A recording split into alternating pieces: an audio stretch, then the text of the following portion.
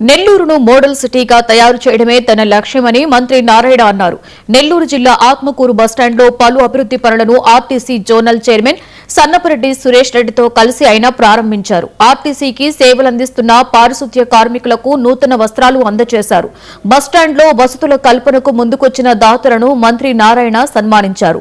గత ప్రభుత్వం రాష్ట్రాన్ని అప్పుల ఊబిలోకి నెట్టివెళ్లిందని ఆయన విమర్శించారు. సీఎం చంద్రబాబు అనుభవంతో రాష్ట్ర పురోభివృద్ది మొదలైందని చెప్పారు మంత్రి నారాయణ. అదేవిధంగా దోమల్ని నగరం కావాలంటే అండర్ గ్రౌండ్ డ్రైనేజ్ పూర్తి కావాలి.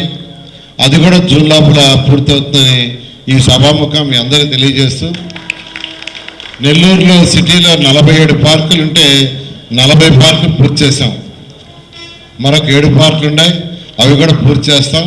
అదేవిధంగా సురేష్ రెడ్డి గారు ఈ ఆర్టీసీ బస్టాండ్ల యొక్క మెరుగులకి అదేవిధంగా ఆయన కూడా కృషి చేస్తూ నేను చేస్తున్నట్టు అనేక మంది దాతల దగ్గర నుంచి రిక్వెస్ట్ చేస్తున్నా. అదేవిధంగా ఈరోజు దాదాపు ఇక్కడ లలితా జ్యువెలరీ కావచ్చు, మెడికవర్ కావచ్చు, అంతకుముందు శుభమస్సు వాళ్ళందరినీ ఆయన రిక్వెస్ట్ చేసి జైన్ వాళ్ళు కూడా యాక్చువల్గా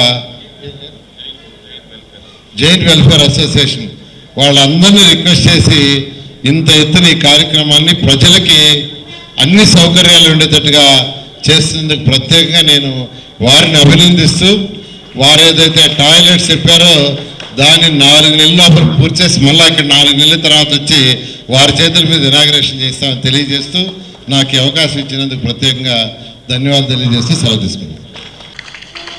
మన గట్టిగా చప్పట్లు కొట్టాలి.